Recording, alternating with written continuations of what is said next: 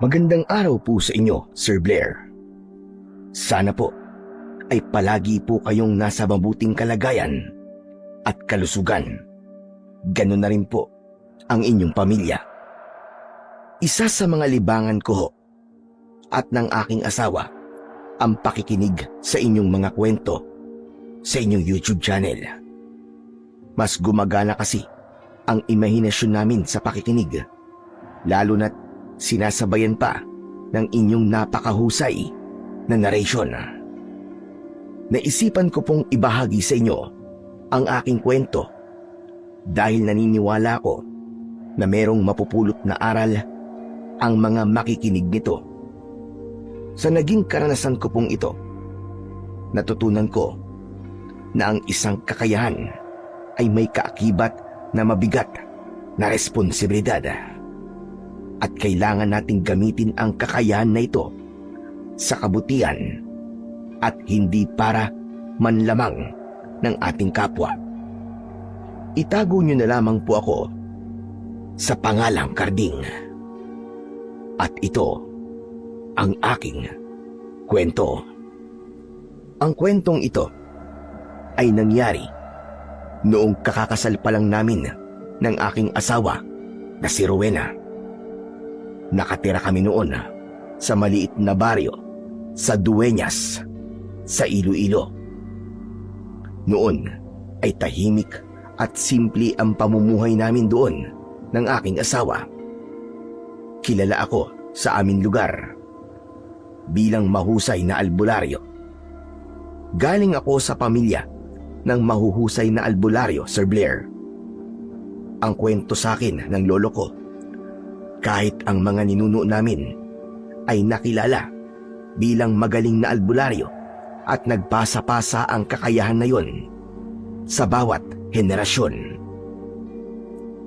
Sa pamilya namin, ako na lang ang nag-iisang marunong manggamot sa tradisyonal na pamamaraan.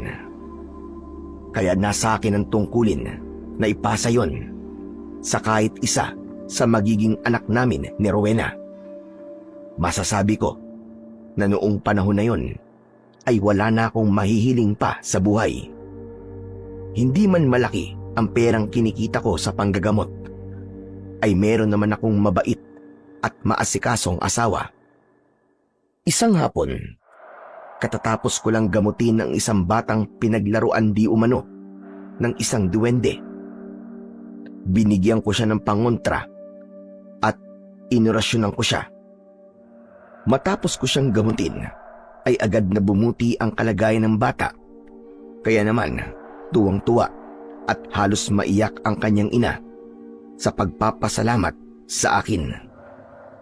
Habang nagluluto si Rowena sa kusina, ay lumapit ako sa kanya. Niyakap ko siya mula sa likod at hinalikan ang kanyang ulo. Ano ba, Karding? Amoy ulam pa ako eh. Mamaya mo na nga ako halikan at yakapin. Kahit na mag-amoy bagoong ka pa, wala akong pakialam. Ikaw pa rin ang pinakamabango para sa akin. Bango-bango talaga ng asawa ko. Sus, bolero. Huy, hindi kita binobola. Nagsasabi lang ako ng totoo, mahal ko. Teka, ano ba yung niluluto mo? Minudo ba yan o afritada? Wala sa mga sinabi mo. Kaldereta to. Baboy nga lang. E paano ba naman? Ang mahal kasi ng karning baka ngayon sa palengke. Ayos lang yan. Kahit na anong karne pa yan. Huwag lang karne ng tao ha.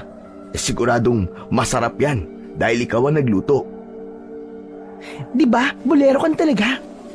Ang sabihin mo, wala ka talagang pagpipilian kundi masarapan sa luto ko. Kasi ako lang naman na nagluluto sa bahay na to eh. Bakit ba ayaw mo maniwala sa mga papuri ko sa'yo? Ikaw naman oo. Tsaka kailan ba ako nagsinungaling sa'yo ha? Oo nga pala. Nagbigay sa akin ng 100 piso si Madel. Tuwang-tuwa kasi siya kasi napagaling ko yung anak niya. Tapos ang sabi pa nga niya bukas daw, dadalhan niya tayo ng mga gulay. Inabot ko kay Rowena ang 100 piso na papel at napansin ko ang pagbagsak ng kanyang muka. Oh, mahal. Bakit naman parang ang lungkot mo yata? Nalilitang ka ba sa 100 piso? Aba, malaki-laki yan kumpara sa ibinibigay ng ibang nagpapagamot sa akin. Hindi naman sa naliliitan ako, mahal. Dahil alam kong biyaya pa rin ito mula sa langit. Pero Karding, hindi yung ba naiisip na maghanap ng ibang trabaho? Yung bang meron kang regular na kita? Hindi sa minamaliit kong pagiging albularyo mo, ha? Pero kailangan natin maging praktikal sa panahon ngayon. Bumubuo na kasi tayo ng pamilya. Maaaring sa susunod na buwan ay mabuntis na ako. At kapag nagkaroon na tayo ng anak, sa tingin ko, ay hindi nakakasya ang perang nakukuha mo sa panggagamot. Alam mo namang hindi ako pwedeng umalis sa pagiging albularyo, di ba? Kailangan ko tong ipagpatuloy para hindi mawala sa pamilya namin ang panggagamot. Hindi ko naman sinasabing iwanan mo ang pagiging albularyo mo. Ang punto ko, maghanap ka ng iba pang trabaho sa bayan. Pero manggagamot ka pa rin kapag meron kang libreng oras. Kaya mo naman siguro yun, di ba, mahal? Hindi rin kasi sumasapat ang kinikita natin eh.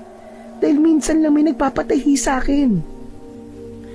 Hindi naman tayo pinapabayaan ng Diyos, di ba? Hindi mo ba napapansin? Kapag may problema tayo sa pera, biglang may dumarating na biyaya. Dapat ba na palagi na lamang ganun? Dapat bang palagi tayong aasa sa biyaya ng Diyos? Na kahit ng totoo, nasa atin pa rin na magiging kaparaanan natin. Kung paano tayo uunlad. Kontento ka na ba sa ganitong buhay natin na isang kahit isang tuka at naghihintay ng kapalaran? Rowena, bakit parang sa sinabi mo ay nawawalan ka na ng tiwala sa Diyos? Totoo lang naman ang sinasabi ko, Karding eh. Hindi sa wala akong tiwala sa Diyos. Pero hindi pwedeng lahat ay iaasa natin sa Kanya. Pero sige, kung ayaw mo talaga maghanap ng ibang trabaho, ikaw ang bahala. Basta nagsabi na ako sa'yo, Karding ah. Pwede bang lumayo ka na muna sa akin para matapos ko na ito niluluto ko? Alam ko na hindi maganda ang mood ng asawa ko kapag pinapalayo niya na ako sa kanya. Kaya naman, hindi na ako nagsalita pa. Tahimik akong lumabas ng bahay at umupo sa mahabang upuan na nasa ilalim ng isang puno ng mangga. Naiintindihan ko naman ang punto ni Rowena. Nais niyang maging praktikal ako. Iniisip lang niya ang kinabukasan namin ng magiging anak namin. Ngunit hindi ko talaga kayang maghanap ng ibang trabaho dahil nangako ako noon sa tatay at lolo ko na ang panggagamot ang pagtutuunan ko ng pansin. Nasa gitna ako ng aking pag-iisip nang dumating ang aking kababata at matalik na kaibigan na si Rogelio.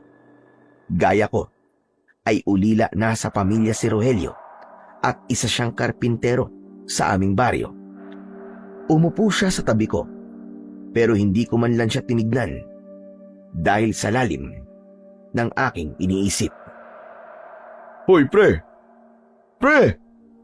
Aba, kanina pa ako nandito pero parang di mo ako nakikita. May problema ka ba? Parang napakalalim naman yung iniisip mo. Pasensya ka na, pre, ha? Nagalit kasi si Rowena sa akin eh. Oh, ano ba ginawa mo? Sandali. Huwag mo sabihin na nahuli ka niyang may ibang babae. Naku, para naman, mahirap yan. Baka habang buhay ka ng outside di Colombo niyan.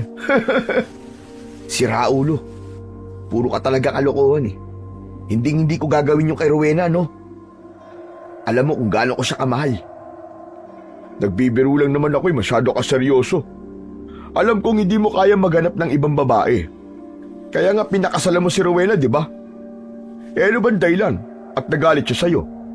Sa bait mong yan, pare, talagang nagkaroon pa siya ng dahilan para magalit sa'yo? Aba, kakaiba naman yata yun. Gusto niya kasi maghanap ako ng ibang trabaho.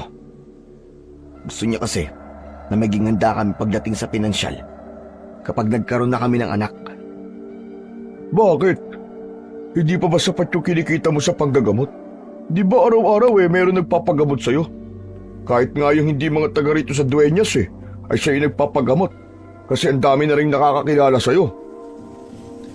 Kahit araw-araw na may nagpapagamot sa akin, di pa rin malaki ang kinikita ko. Di kasi ako naniningil sa serbisyong ginagawa ko eh. Kung magkano lang ang gustong ibigay nila sa akin, tinatanggap ko. Minsan nga kahit wala, ayos lang sa akin eh. Eh hindi ba? Alam naman yan ni Rowena bago ka pa niya pakasalan. Ikaw pa nga nagsabi sa akin nun na ayos lang sa kanya yan, di ba? Oo nga, pero siguro nagbago na ang pananaw niya sa buhay. Kasi nga bumubuo na kami ng pamilya. Naiintindihan ko naman siya, Roelio. Alam kong iniisip lang niya ang magiging buhay namin at ng magiging anak namin sa hinaharap. Eh yun naman pala eh. Naiintindihan mo naman pala ang asawa mo eh. Bakit di mo na lang siya sundin? Maganda ang intensyon niya, pare. Kung gusto mo, pwede kitang isama sa mga racket ko sa pagkakarpintero. Ang dami pa naman nagpapagawa ngayon ng bahay sa bayan. Kapag kasi nagkaroon ako ng ibang trabaho, ay mawawala na ang focus ko sa panggagamot. At yan ang ayaw kong mangyari, pare. Lalo na't nangako ko sa tatay at lolo ko na hanggang sa mamatay ako ay manggagamot ako. Baka kapag hindi ko natupad yun, ay baka bumangon pa sila sa hukay at pagtulungan nila akong sakalin. Pero hindi naman ibig sabihin na may trabaho kang iba ay kakalimutan mo na ang pagiging albularyo mo, pare. Pwede ka pa rin manggamot kapag may pagkakataon. Alam ko, pero baka mawala tong kakayahan ko kapag hindi ko na to ginagawa araw-araw eh. Kumbagay, baka kalawangin ako. Ayokong mawala ang kakayahan kong to. Kasi pamana pa sa akin to ng tatay at lolo ko. Medyo mahirap nga yung sitwasyon mo. Kahit ako, hindi ko alam kung sino sa inyo ni Rowena ang tama. Hindi ko kailangan malaman kung sinong tama sa aming dalawa. Ang kailangan lang ay maintindihan namin ang isa't isa. Ako naiintindihan ko si Rowena. Kaya sana, maintindihan niya rin ako. Pare, alam ko na ang solusyon sa problema mong yan. Ano pre? Baka kalokohan na naman yan ha? Hindi to kalokohan. Naisip ko lang kasi, kung ayaw mo maghanap ng ibang trabaho, kasi ayaw mo mapabayaan ng panggagamot mo, bakit hindi mo nalang gawing negosyo yung pagiging albularyo mo, di ba? Teka, anong ibig mo sabihin? Paano ko gagawing negosyo ang panggagamot ko? Simple lang. Magtakda ka ng halaga ng perang ibabayad sa'yo ng mga nagpapagamot sa'yo. Kapag simpleng sakit, maliit lang ang singilin mo. Pero kapag mahirap na kaso, aba syempre, mas malaki din. Para hindi na barya-barya lang ang binabayad sa serbisyo mo. Hindi rin kasi biro yung ginagawa mo eh. Isipin mo para kang doktor. Hindi ba ganyan ang mga doktor? Depende ang ibabayad mo sa kanila sa kung anong sakit ng pasyente o kung anong serbisyo ang gagawin nila. Hindi ko pwedeng gawin yan pare. Maigpit na bili ng tatay ko na wag akong maniningil. Ang pwede ko lang tanggapin ay donasyon. Hindi naman kasi negosyo tong kakayahan ko eh. Saka kung maniningil ako ng malaki, baka wala na magpagamot sa akin. Karamihan kasi sa mga nagpapagamot sa akin ay yung walang-wala rin sa buhay. At sa akin lang naman dapat maging practical ka. Maiintindihan ka naman siguro ng mga pasyente mo kasi mahirap na ang buhay ngayon eh.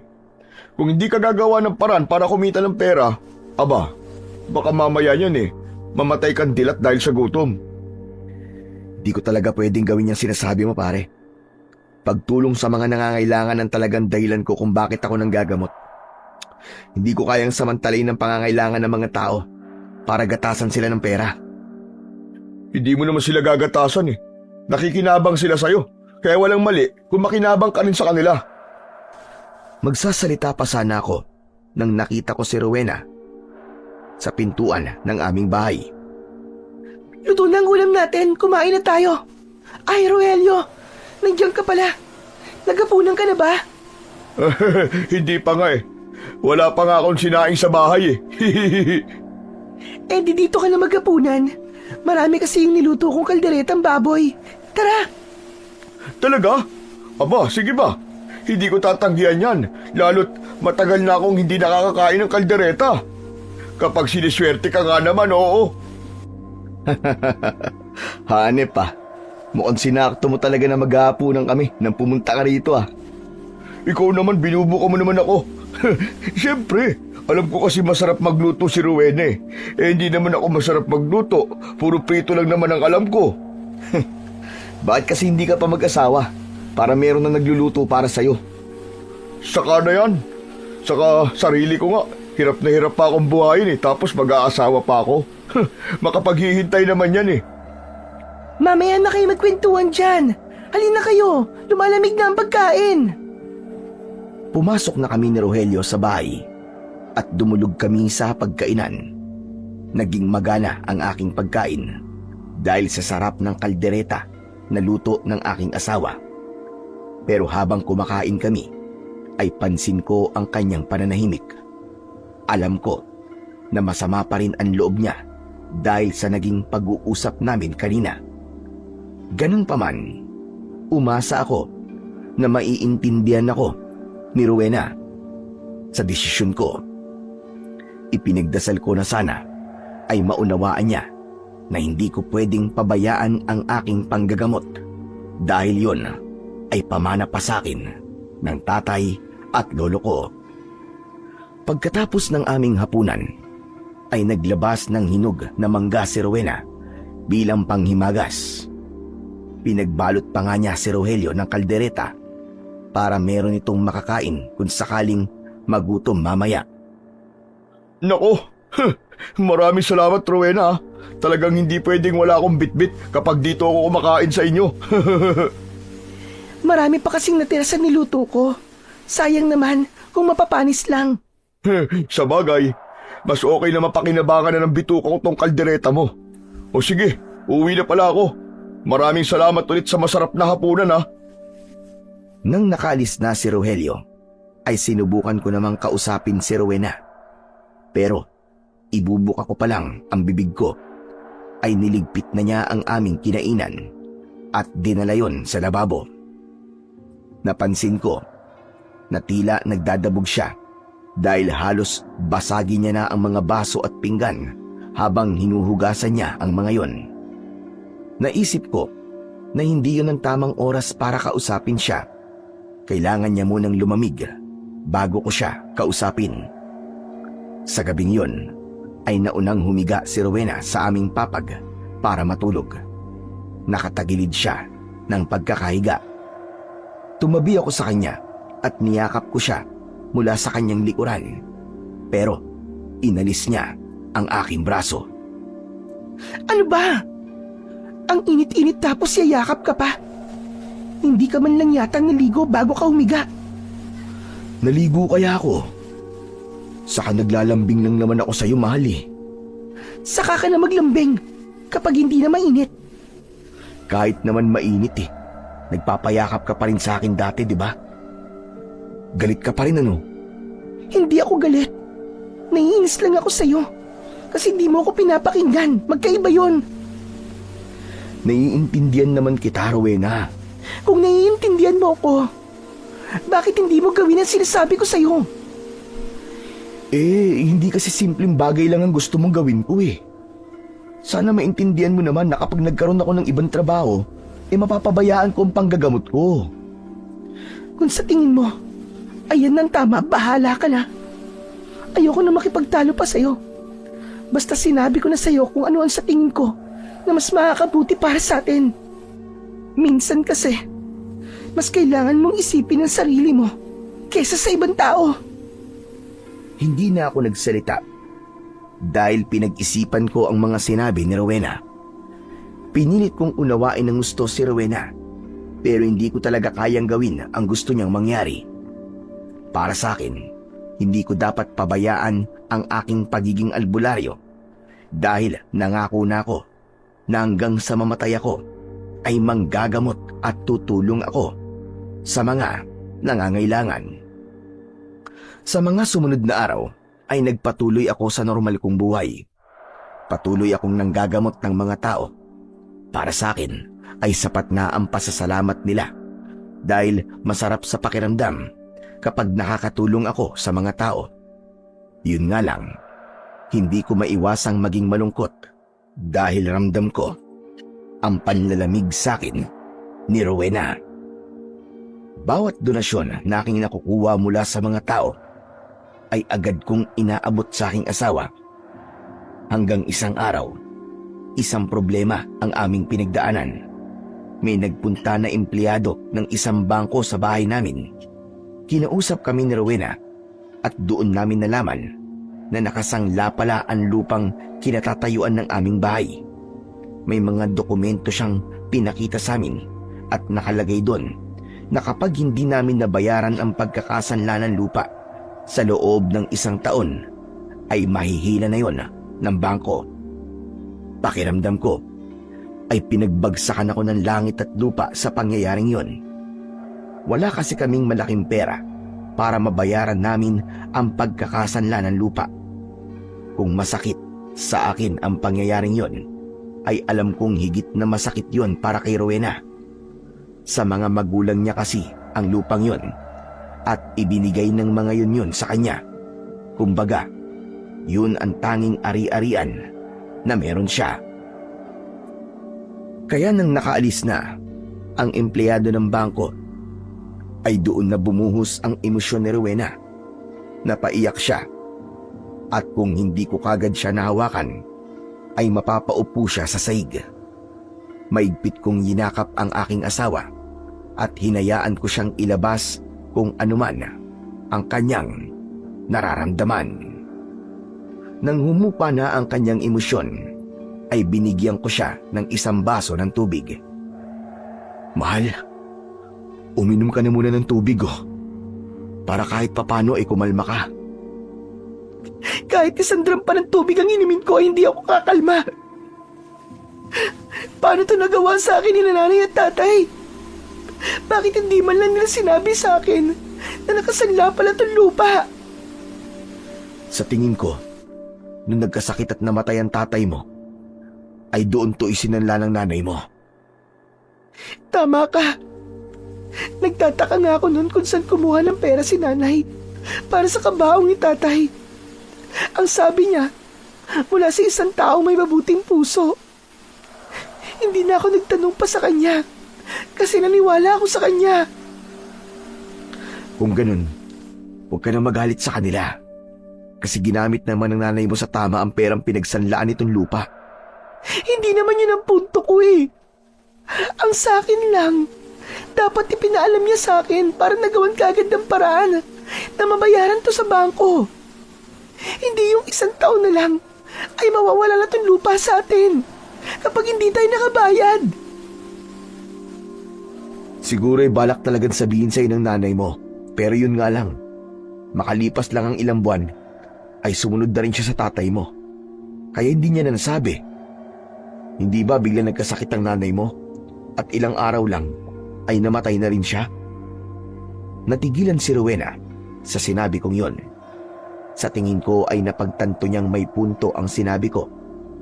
Maya-maya pa ay huminga siya ng malalim. Kinuha niya mula sa akin ang 1 baso ng tubig at sa kanya ininom. Sa tingin ko ay tama ka. Nay, Tay, kung nasan man kayo, sana naririnig niyo ako. Patawarin niyo ang mga nasabi ko tungkol sa inyo. Nadala lang po ako ng aking emosyon. Sorry po talaga. Wala na rin naman kasing maitutulong kung magagalit ka sa kanila. Baka naipit lang din sila sa sitwasyon nung panahong gipit na gipit kayo. Ang kailangan nating gawin ngayon ay mag-focus sa pag-iisip ng solusyon sa problema natin. Huwag kang mag-alala. Nariyan ang Diyos. Tutulungan niya tayo. At anong solusyon sa problema natin, Karding? Malaking halaga ng pera ang kailangan nating bayaran sa bangko. Sa perang kinikita natin ngayon, kahit ibayad nating lahat yon at huwag tayong gumastos kahit piso, ay hindi pa rin yung kasya. Maghahanap ako ng pwede nating mautangan. Yung maliit na interest lang. Hindi sagot ang utang sa isa pang utang. Mas lalo lang tayo mababaw yan eh. Basta gagawa ko ng paraan. Hindi pwedeng mawala sa atin ang lupang to. Dahil hindi ko na alam kung saan tayo pupulutin. Matagal-tagal pa ang 1 taon. At sisiguraduhin kung mababayaran natin sa bangko ang dapat natin bayaran. Ewan ko, Karding. Pero hindi kaya panahon na para pag-isipan mo mga sinabi ko sa'yo na maghanap ka ng ibang trabaho. Napag-usapan na natin yan, di ba, mahal? At alam mo kung anong isasagot ko sa'yo. Iba na ang sitwasyon natin ngayon. Sa pagkakataong ito, kailangan mo na talaga maging praktikal. Maghanap ka ng trabahong may regular na kita. Habang ako naman ay ganun din. At kapag nakabayad na tayo sa bangko, saka tayo bumalik sa normal nating buhay. Kailangan natin magsakripisyo kung gusto nating wag mawala ang lupang ito sa atin.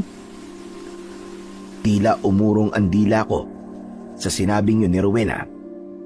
Agad ko kasing nakuha ang punto niya. Pero alam ko rin na mahihirapan akong gawin ang gusto niya. Nang sumunod na umaga, pagkagising ko, ay nagtaka ko dahil nakabihis si Rowena ng maayos. Bagong ligo siya at sa itsura niya ay halatang meron siyang pupuntahan. Oh, mahal. Saan ka ba pupunta? Sa bayan. Maghahanap ng trabaho. Nang ganito kaaga? Oo. Dahil may mga kailangan pa akong gawin. Kailangan ko pang bumili ng biodata at maghanap ng pwede kong ma-applyan na trabaho. Ikaw na ang bahala sa almusal mo. Magsasalita pa sana ako, pero nagmamadaling lumabas ng bahay si Rowena. Ramdam ko pa rin ang inis niya sa akin.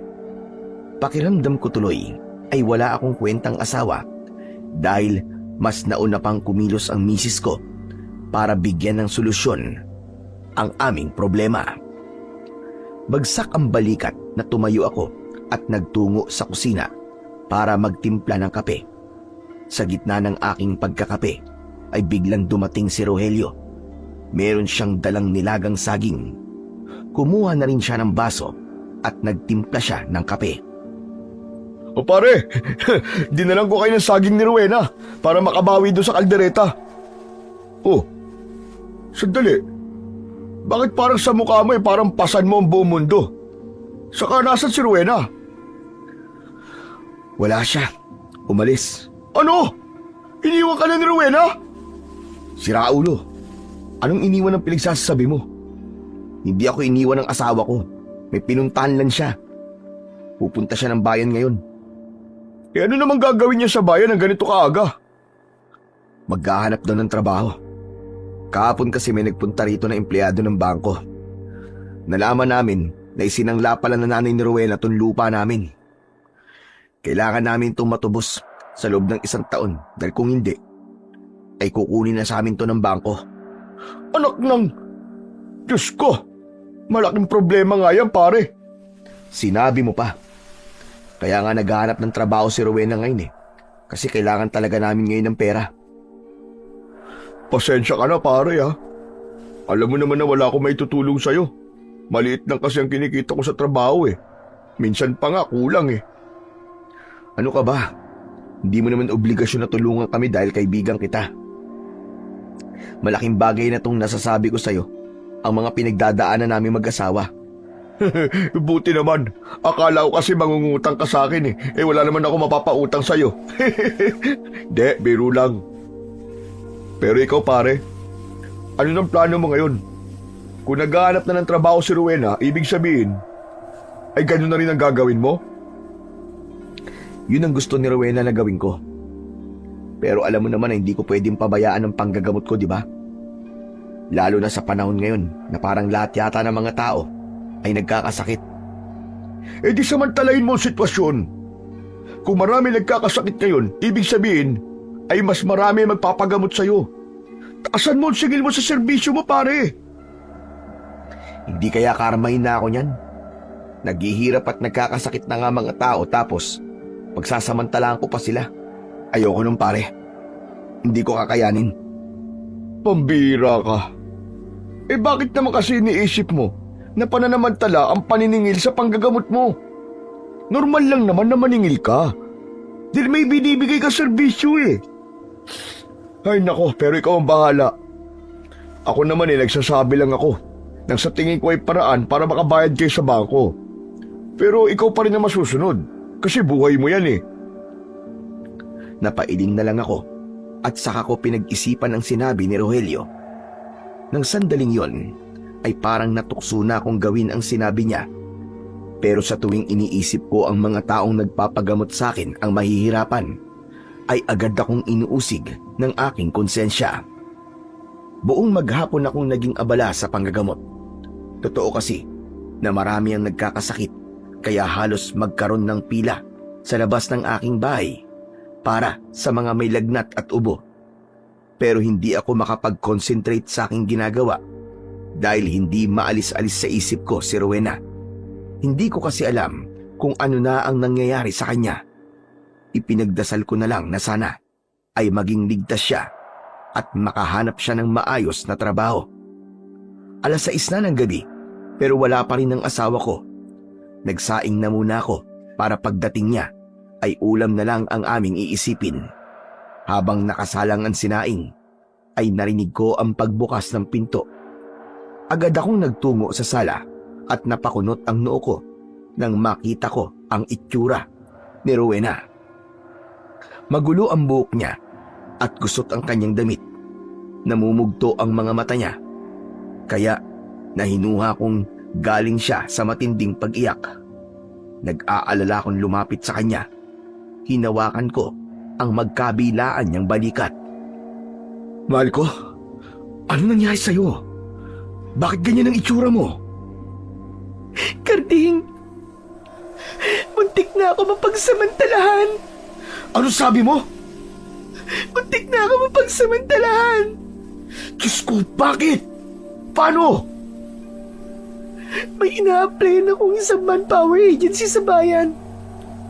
Nung ini-interview na ako ng lalaki, ang sabi niya, ilalagay niya ako sa magandang kumpanya at mataas daw kagad ang posisyon ko. Pero kapalit nun, ay kailangan may mangyari sa amin. Nung hindi ako pumayag at aalis na sana ako, doon niya na ako ginamitan ng puwersa, mabuti na lang, at nagawa kong makatakas. Dahil kung hindi... Hindi na nagawang tapusin ni Rowena ang kanyang sinasabi dahil napahagulgul na siya ng iyak. Maigpit ko siyang niyakap at hinayaan ko siyang umiyak sa balikat ko. Nagpuyos sa galit ang dibdib ko. Hindi ko akalain na sa kagustuhan ng asawa ko na maghanap ng trabaho ay mangyayari yon sa kanya. Hayop yun Samahan mo ako sa lalaking yun ngayon din at sisiguraduhin kong magsisisi siya sa ginawa niya sa'yo. Wag na! Wag na, Karding! Baka kung ano pang mangyari sa'yo. Ang importante naman hindi siya nagtagumpay sa balak niya sa akin. Kahit magdemanda na lang tayo, kailangan makulong ang hayop na yun. Kung kakasuhan natin siya, gastos pa yun. Hindi na natin kakayanin kung gagastos pa tayo.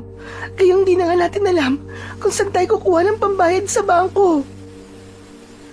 Nang sandaling yun, pakiramdam ko ay wala akong silbi. Wala akong magawa para ipagtanggol ang asawa ko. Doon na pumasok sa utak ko na kapag walang pera ang isang tao, ay wala rin siyang magagawa kapag merong umapi o gumawa sa kanya ng mali. Doon ko napagtanto kung gaano kahirap ang maging mahirap. Pagsapit ng gabi, ay mahimbing nang natutulog si Rowena. Ako naman ay gising na gising pa. Hindi pa rin kasi mawala sa isip ko ang nangyari sa aking asawa. Hindi ko matanggap na merong nagtangkang gawan siya ng kahalayan. Hindi ko napigilan ang aking luha habang pinagmamasdan ko ang mukha ni Rowena. Abot langit ang awa ko para sa kanya. Kahit tulog siya, ay bakas pa rin sa mukha niya ang takot.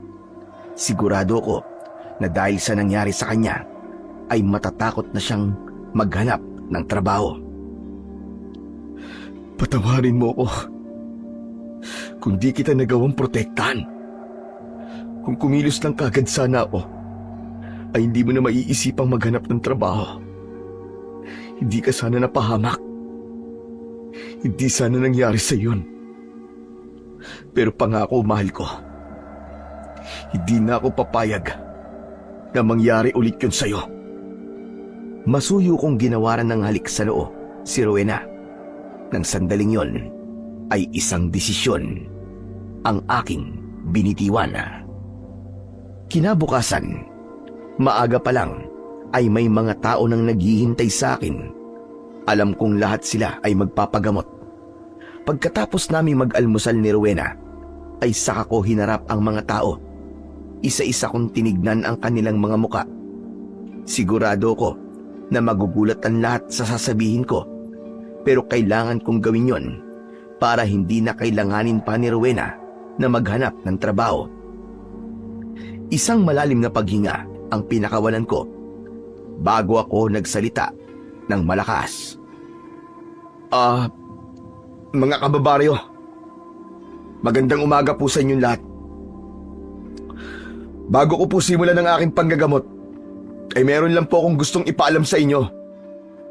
Simula po sa araw na to, ay hindi na po ako tatanggap ng donasyon, pagkain o kahit na anong material na bagay bilang kapalit ng aking panggagamot.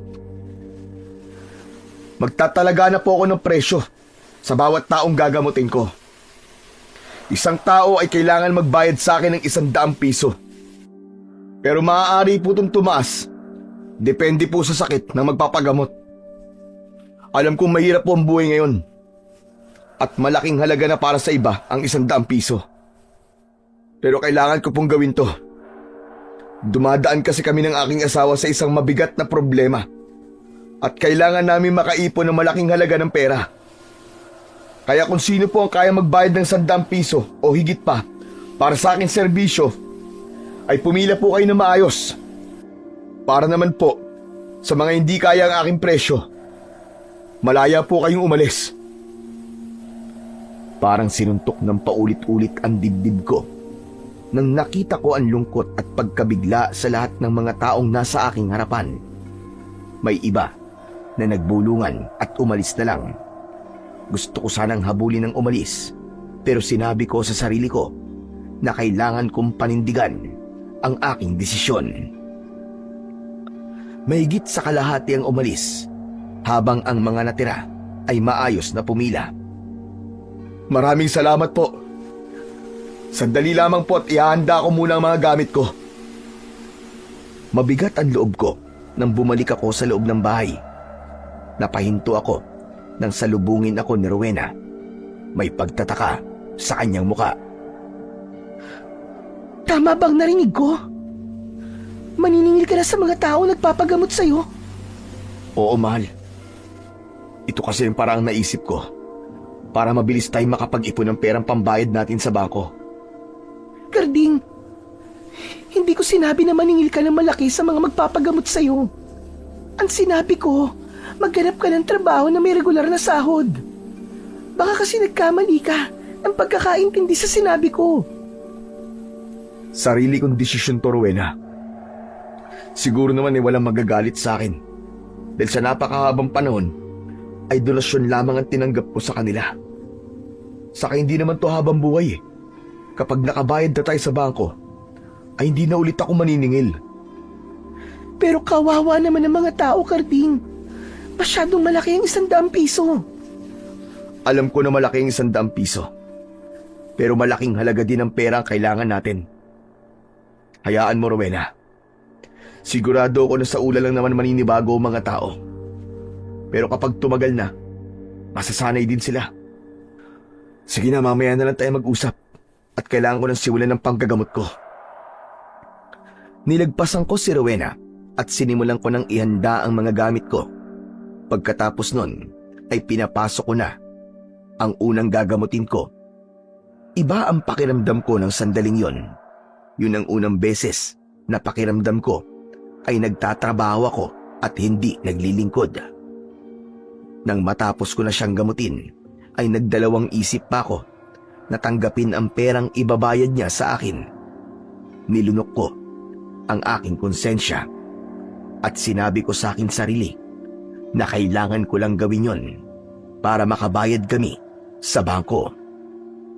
Pagsapit ng hapon ay natapos ko na ang panggagamot. Nasa sala ko at binibilang ko ang kinita ko sa maghapon. Nasa harapan ko si Rowena at pinapanood niya ako. Maya-maya pa ay inabot ko kay Rowena ang lahat ng pera.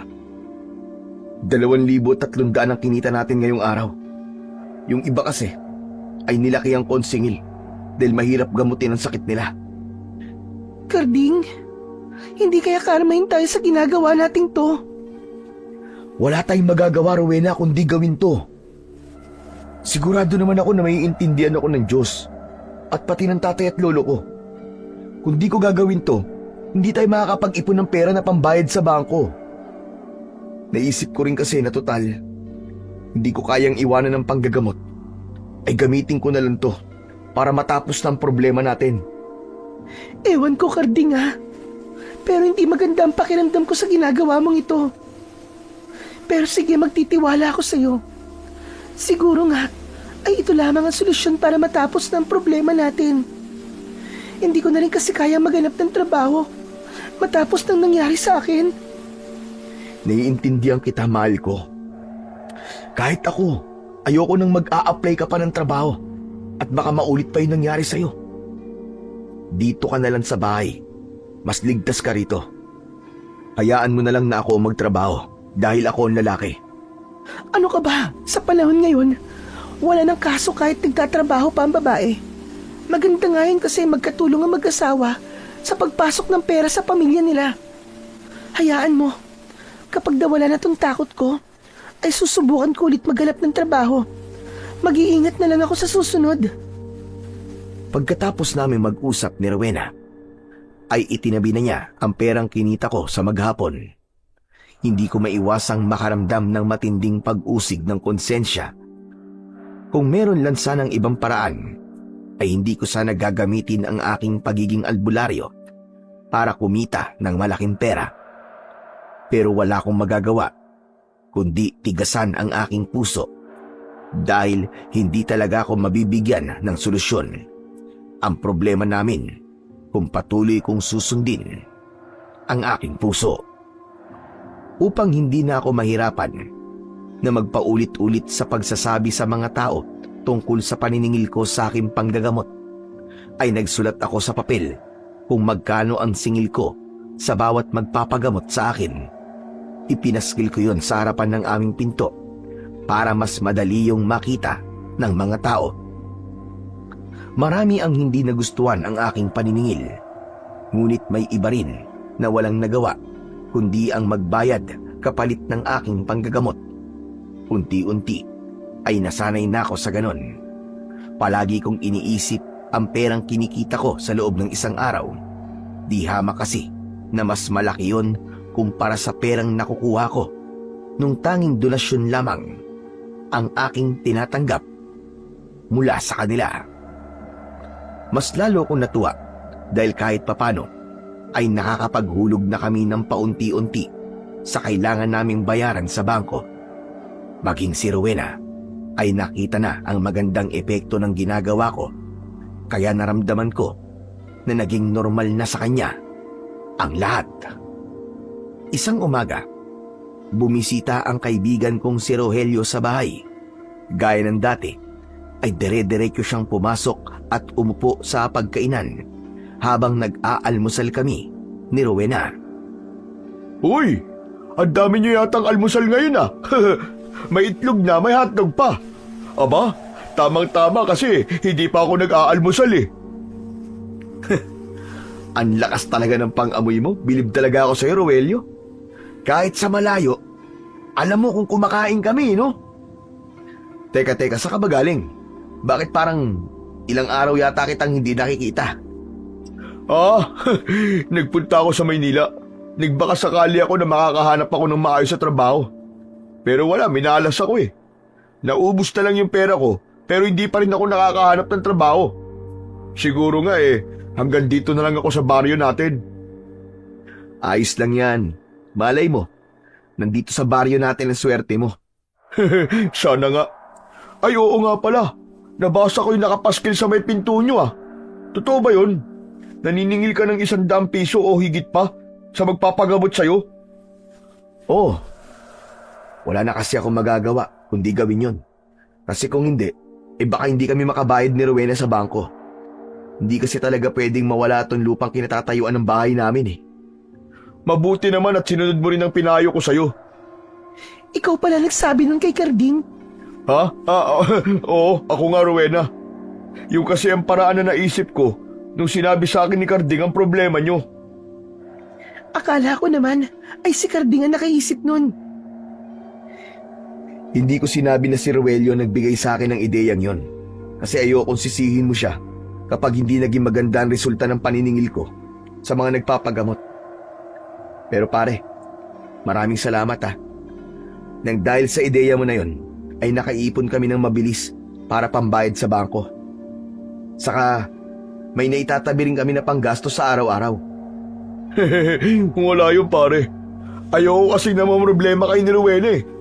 Pero mabuti na lang talaga at nakinig ka sa akin kasi kung hindi, baka walang hotdog at itlog ngayon sa lamesa ninyo. Bahagya akong natawa sa sinabi ni Rogelio. Nang sandaling yon ay nawala na ang pagsisisi ko sa naging desisyon kong maningil sa mga nagpapagamot sa akin. Lalo na't nakikita kong hindi na problemado ang aking asawa. Yun lang naman talaga ang gusto ko. Ayoko kasi na nag-iisip pa ng kung ano-anong bagay si Rowena. Lahat ay gagawin ko para maibigay ang maginhawang buhay na nararapat para sa kanya. Nagpatuloy ang paniningil ko sa mga nagpapagamot sa akin sa mga sumunod pang araw. Patuloy din kaming nakakapaghulog ng regular sa bangko. Habang nababawasan ang kailangan naming bayaran, ay alam kong unti-unti ring gumagaan ang problema namin ni Rowena. Isang umaga, lumabas si Rowena upang magtungo sa panaderya para bumili ng tinapay. Ako naman ay nagprito ng itlog para meron kaming palaman. Nag-init na rin ako ng tubig para sa aming kape. Makalipas ang ilang sandali, ay bumalik na si Rowena. Inihain ko na ang pritong itlog at nagtimpla na rin ako ng kape. Umupo na ang asawa ko at nang napatingin ako sa kanya ay nagtaka ko dahil namumula ang kanyang mga mata. Oh, ano nangyari sa'yo? Umiiyak ka ba? Sinaaling maming kasi. Narinig ko na pinag-uusapan kanila sa panaderya. Pero alam ko nagpaparinig sila sa akin. Bakit? Ano bang sinasabi nila tungkol sa akin? Wala. Hindi mo na kailangan malaman. Dapat pala hindi ko na lang to sinabi sa'yo. Bakit ayaw mo sabihin sa akin? Ano nga ang pinag-uusapan nila? Mahal, kailangan ko malaman kung ano ang sinasabi nila tungkol sa akin. Pero mangako ka na kapag sinabi ko sa'yo, ay hindi mo pupuntahan si Aling Mameng. O sige. Nangangako ako. Ang sabi nila, masyado raw tayo nagmamadaling yumaman, kaya bigla ka naningil sa mga nagpapagamot sa'yo. Tapos ang sabi pa nila, kakarmahin daw tayo sa ginagawa natin. Kasi hindi naman daw ganito ang ginagawa noon ng tatay at lolo mo. Kung may kakarmahin man sila yon, dahil nakikialam sila sa buhay ng ibang tao. Bakit hindi ang buhay nilang pakialaman nila? At baka sakaling maging maayos pa ang kanilang buhay. Hindi yung puro chismis lang ang inaatupag nila. Alam mo, hindi pwedeng palampasin ko na lang to eh. Kailangan malaman ni na Aling Maming na hindi okay sa atin na ginagawa nilang pulutan sa umpukan nila ang buhay natin. Carding, ano ba? Huminahon ka nga. Hindi ko kayang huminahon matapos ko malaman ang mga sinasabi nila tungkol sa atin.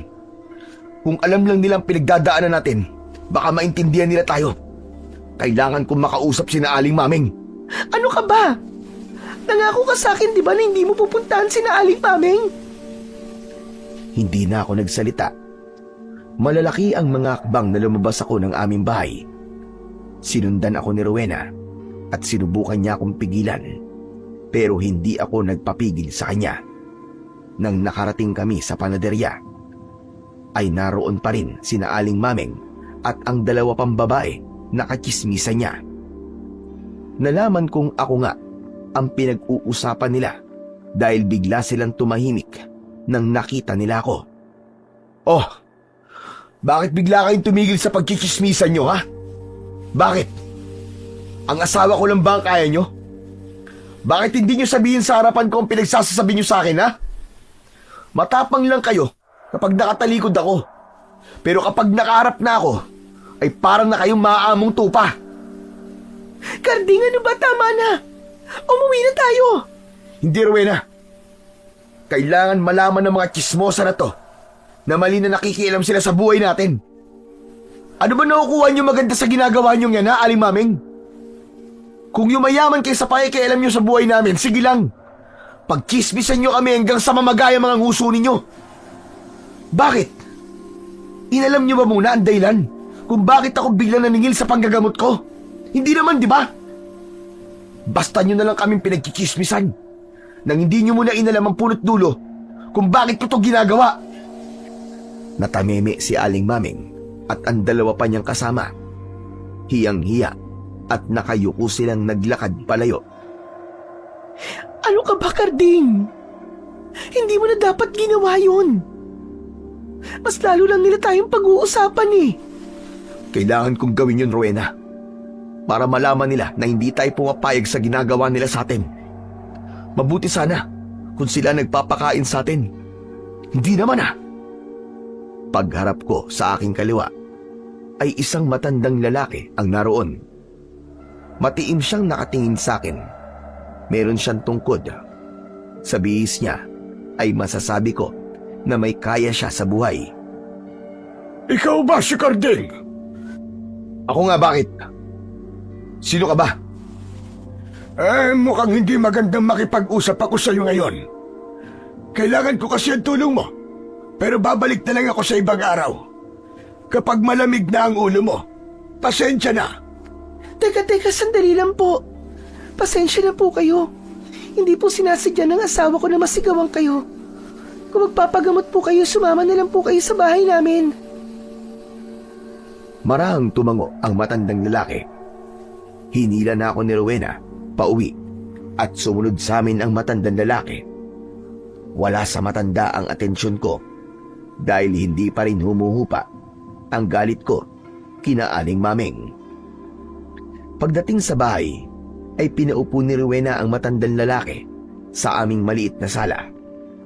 Ako ang humarap sa kanya kasi sa akin siya may kailangan. Pasensya na po kay Tatang kung nasigawan ko po kayo kanina. Mangyaring mainit po kasi ang ulo ko dahil sa mga taong pinag-uusapan ng buhay namin ng aking asawa. Walang kaso yun sa akin. Talagang may mga araw na mainit ang ulo natin. Ay, ako nga pala si Silvano. Narinig ko tungkol sa iyo at nalaman ko na isa kang mahusay na albularyo. Kahit daw malubang sakit, ay kayang-kaya mong pagalingin. Ako po si Karding at yun naman po ang asawa kong si Rowena. Ano po pa ng sakit nyo? Mas maganda po na ngayon pa lang ay malalaman ko na para masabi ko po kung kaya ko po kayong pagalingin o hindi. Hindi ako ang gagamutin mo, kundi ang aking asawa. Ah, ganun po ba? Dapat po sinama nyo rito para naman po personal ko po siya matignan. Kung kaya nga lang niya sumama rito, ay isinama ko na siya. Hindi na kasi siya nakakabangon sa kanyang higaan. Nandito ako para sana hilingin sa'yo na sumama ka sa bahay namin para makita mo siya. Gusto kong pagalingin mo siya, Karding. Wala naman pong problema na sumama ako sa inyo. Meron po talaga mga nagpapagamot sa akin na sinasadya ko po kasi hindi nila ako kayang puntahan. Matanong ko lang, ano po bang sakit ng asawa nyo? Sa totoo lang, ay hindi ko rin alam. Kahit ang mga doktor, ay hindi alam kung ano nangyayari sa aking asawa. Kaya ikaw na lang ang pag-asa ko. At huwag kang mag-alala, dahil kung sakaling mapapagaling mo ang asawa ko, ay babayaran kita ng malaking halaga. Huwag po kayo mag-alala. Susubukan ko pong gamutin ang asawa nyo. Hindi mo man lang ba'y tatanong kung magkano ang ibabayad ko sa'yo? Depende po kasi sa sakit ng asawa nyo ang isisingil ko sa inyo. Pero kung madali ko lang po siya mapapagaling, ay 100 piso lang po ang ibabayad niyo po sa akin. Ano ka mo? 100 piso? Hindi yan ang sapat na kabayaran kung sakaling mapapagaling mo ang aking asawa. Handa akong magbayad sa'yo ng 250,000 karding kapalit ng pagpapagaling mo sa aking asawa. Buhay ang isasalba mo, kaya dapat lang na ganun kalaki ang makukuha mo. 250,000? Pero hindi po ganyang kalaking halaga ng pera ang sinisingil ko sa mga nagpapagamot po sa akin. Alam mo, marami ng doktor at kung sino-sinong albularyo ang sinubukang pagalingin ng aking asawa. Pero lahat sila ay nabigo. Marami na ang nangako na kahit papano ay magagawa nilang ibalik ang lakas ng asawa ko. Pero napako na lamang ang kanilang pangako.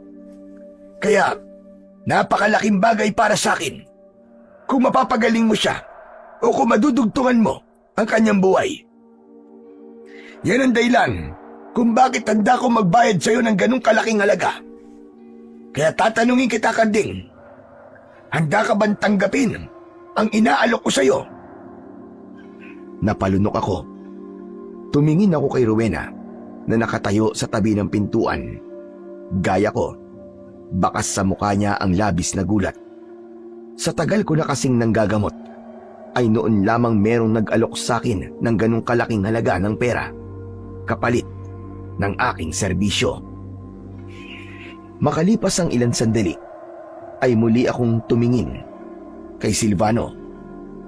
Sige po, tinatanggap ko po ang alok nyo. Pero gusto ko po munang makita ang asawa nyo para malaman ko po kung ano ang nangyayari sa kanya at kung kaya ko po ba siyang gamutin. Walang problema. Ngayon pa lang ay nagpapasalamat na ako sa iyo sa pagpayag mo. Kung ayos lang sa iyo, ay pwede kang sumama sa akin ngayon. Sige po. Mas mabuti po na makita at matingnan ko na kagad ang asawa nyo sa lalong madaling panahon. Bigyan nyo lang po ako ng ilang minuto para ihanda ko po ang aking mga gamit. Lumabas na si Silvano at doon niya na ako hinintay. Agad kong inihanda ang mga gamit na sa tingin ko ay kakailanganin ko. Lumapit sa akin si Rowena habang ginagawa ko yon. Karding, tama ba narinig ko? 500,000 pisong ibabayad sa ng matandang lalaki kapag napagaling mo ang asawa niya? Hindi. 250,000 daw. Ano ka ba, Karding? Iisa lang naman yun eh. Ang 250,000 ay 500 piso rin. Ay, oo nga pala no. Pasensya ka na. Medyo hindi pa rin kasi ako makapaniwala sa nangyayari. Karding, mahal ko. Kung magkakaroon tayo ng ganong kalaking pera, mababayaran na natin ang pagkakasanla nitong lupa. Meron pang matitira sa atin. Diyos ko, totoo ba talaga ang lahat ng ito? Totoo to, Rowena. Pero wag muna natin bilangin ang sisiw habang hindi pa napipisa ang lahat ng itlog. Ipagdasal mo na lang na sana ay mapagaling ko ang asawa ni Mang Silvano para mabayaran niya tayo ng halagang sinabi niya. Nang natapos na ako sa paghahanda ng mga gamit ko, ay nagpaalam na ako kay Rowena. Lumabas na ako ng aming bahay at sumama na ako kay Mang Silvano para magtungo sa kanilang bahay. Sa bukana ng aming baryo ay naroon ang kanyang lumang sasakyan. Sumakay kami ron at habang nagmamaneo si Mang Silvano ay hindi pa rin naaalis ang aking kaba at kasiyahan. Wala kasi akong ideya kung kaya ko bang pagalingin ng asawa ni Mang Silvano. Pero kapag nagtagumpay akong gawin yon, ay matatapos sa isang kisap mata ang problema namin ng asawa ko. Mahigit sang oras ang tinagal ng aming biyahe bago inihinto ni Mang Silvano ang kanyang sasakyan sa harapan ng isang malaking bahay na may 2 palapag. Tila napabayaan na ang bahay dahil sa makapal na damo sa paligid nun. Bakbak na rin ang pintura ng bahay, pero sa mga nakita ko ay hindi ko may pagkakaila na mayaman talaga si Mang Silvano. Bumaba na kami ng sasakyan. Pagpasok namin sa bahay ay agad na gumapang ang kilabot sa aking katawan sa dahilan na hindi ko alam. Pinasunod ako ni Mang Silvano sa ikalawang palapag ng bahay at huminto siya sa tapat ng isang pinto. Sa pagbukas niya ng pinto ay umalingasaw ang masangsang na amoy. Hindi ako nagpakita ng anumang reaksyon. Sumunod ako kay Silvano nang pumasok siya sa silid na yon. Doon ay nakita ko ang isang matandang babae na nakahiga sa malaking kama. Halos butot balat na siya.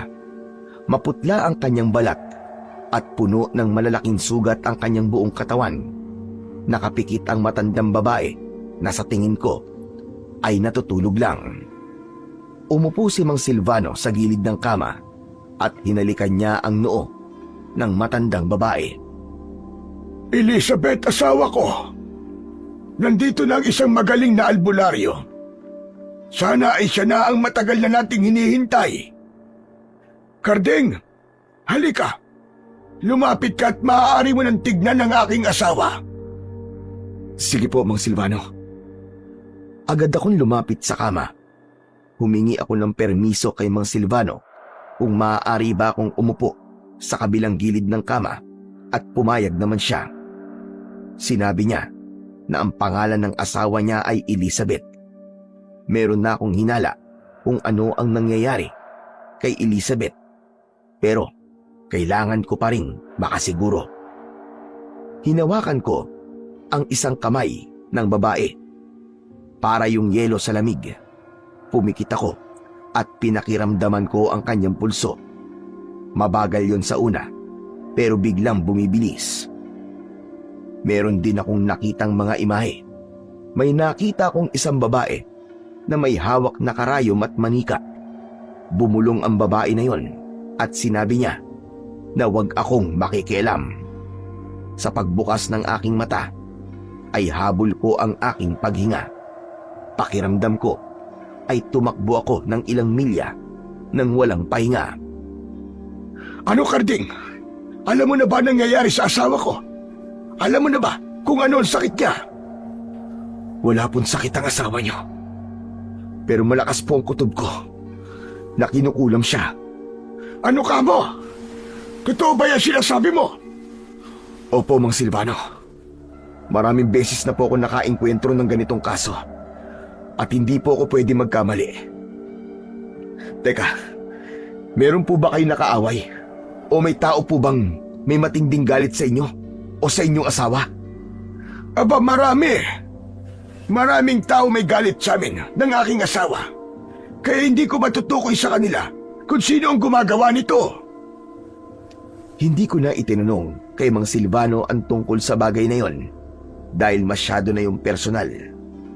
Kahit napuno ako ng kuryosidad kung bakit maraming galit na tao sa kanila ng asawa niya, ay hindi ko na yon inungkat pa. Pero Karding, kaya mo bang pagalingin ang asawa ko? Sa ngayon po, Mang Silvano, tatapatin ko na po kayo. Hindi ko pa po masasabi. Pero gagawin ko po ang lahat para maligtas siya. Malakas po ang kutob ko na inuunti-unti namang kukulam ang asawa ninyo. Anong ibig mo sabihin na inuunti-unti? Inuunti-unti po siyang patayin. Sa madaling salita, pinapahirapan po siya bago siya tuluyang patayin. Diyos ko, kung sino man ang gumagawa niyan, sana bumalik sa kanya lahat ng ginagawa niya. Kaya mo bang iparanas sa kanya ang nangyayari ngayon sa asawa ko? Pasensya na po, pero hindi po ako nang kukulam eh. Ang tanging ginagawa ko lang po ay ang magpagaling ng sakit. Naiintindihan ko. Kung ano man ang kailangan mong gawin ay gawin mo. Basta't pagalingin mo lang ang asawa ko. Puno ng kumpiyansa akong tumango.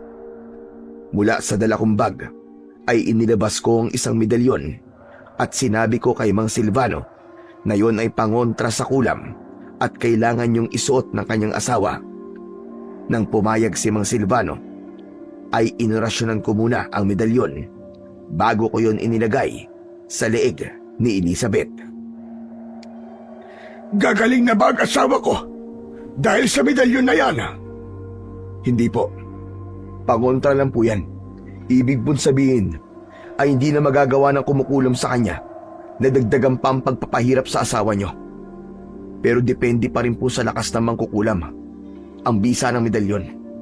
Kung masyado siyang malakas o kung makakagawa siya ng paraan para kontrain ng medalyon, ay magagawa pa rin po niyang pahirapan si Ma'am Elizabeth. Ganun ba? Pero mas mabuti na yan kaysa wala siyang pangontra. Tuwing gabi kasi sumasakit ang buong katawan niya. Sumisigaw siya sa sobrang sakit. Tignan niyo po mamayang gabi, Mang Silvano. Kung hindi na po yun mangyayari, kapag hindi na po sumakit ang katawan niya mamayang gabi, ibig pong sabihin ay gumana sa kanyang medalyon.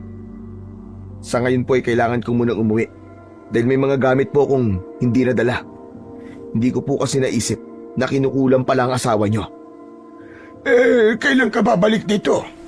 Bukas po ng umaga. Bukas din po, sisimulan ko na po ang panggagamot sa inyong asawa. Pumayag si Mang Silvano sa sinabi ko. Inihatid pa niya ako sa bahay at pagdating ko sa amin ay naabutan ko si Rowena. Nakausap si Roelio. Sigurado ko na sinabi na ni Rowena kay Roelio kung saan ako galing. Grabe! Naka-jackpot ka pare! Ano? Dala mo na ba yung kalahating milyon? Huy, huwag ka nga maingay. Baka mamaya niyan may makarinig pa sa ibang tao eh. Hindi pa ako binabayaran ni Mang Silvano kasi hindi ko pa napapagaling ang asawa niya. Pero bukas ay babalik ako sa kanila para gamutin yung asawa ni Mang Silvano. Bakit hindi mo pa ginamot ngayon? Ano bang sakit ng asawa ni Mang Silvano? Kinukulam siya. Kailangan ko ng malakas na orasyon para maalis yung kulam sa kanya. Malakas yung mangkukulam eh. Mukhang mahihirapan ako nito. Hanggang sa sandaling yon, ay awang-awa pa rin ako sa asawa ni Mang Silvano. Marami-rami na rin akong ginamot na kinukulam. Pero yun na yata ang pinaka-matindi. Nang sumunod na araw, ay maaga akong nagising. Siniguro ko, nadala ko na ang lahat ng kailangan ko. Dumating si Rogelio sa bahay namin at ang sabi niya ay gusto niya akong samahan dahil baka kailanganin ko ang tulong ni Rogelio. Ay pumayag na ako. Nag-commute kami papunta sa bahay ni Mang Silvano. Agad kaming pinapasok ni Mang Silvano sa bahay niya nang kumatok ako sa pinto. Ipinakilala ko si Rogelio kay Mang Silvano at pagkatapos ay nagtungo na kami sa silid kung saan naroon ang asawa niya na si Ma'am Elizabeth. Ano po palang nangyari kagabi, Mang Silvano? Sumakit pa rin po ba ang katawan ng asawa niyo? Ay hindi na! Epektibo ang medalyon na ibinigay mo sa kanya. Simula nung mangyari yan sa kanya, ay kagabi lang hindi sumakit ang katawan niya. Mabuti naman po kung ganun. Pero kailangan maalis ko na ang kulam sa kanya. Kasi hindi tayo pwedeng umasa lang sa medalyon. Hindi po siya gagaling kung hindi po mapuputol ang koneksyon niya sa kumukulam sa kanya. Sige, gawin mo ang dapat mong gawin. Basta't gumaling lang ang asawa ko. Hindi na nga ako nagsayang ng oras at agad kong sinimulan ang aking panggagamot. Inilabas ko ang mga gamit na kailangan ko. Nagsindi ako ng mga kandila paikot sa kama. Yun ay bilang proteksyon at gabay ko sa aking gagawin. Kahit papano ay malaking bagay na kasama ko si Roelio. Siya kasi ang nag-aabot sa akin ng mga bagay na kailangan ko. Maya-maya pa ay nagdasal na ako. Nagsagawa ako ng ritual at doon ko na kinausap ang mangkukulam habang hawak ko ang kamay ni Ma'am Elizabeth. Naging matigas ang mangkukulam. Sinabi niya na hindi siya titigil hanggat hindi namamatay ang matandang babae. Pero hindi ako sumuko.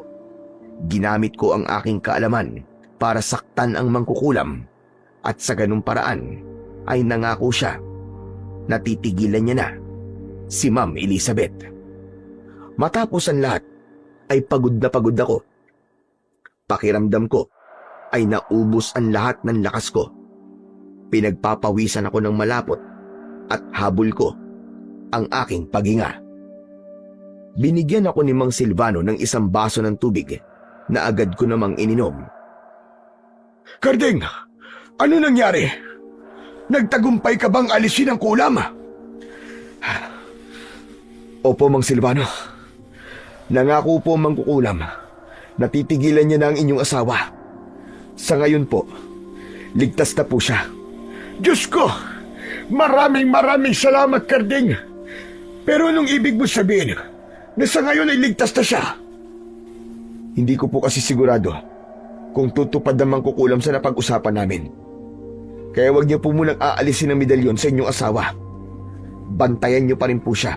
At kung meron kayong napansin na hindi maganda, ay puntahan niyo po kagad ako sa bahay ko.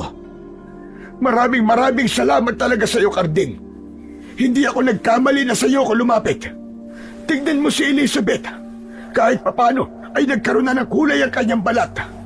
Nabawasan na ang kanyang pamumutla. Ipagdarasal ko po ang tuloy-tuloy niyang paggaling.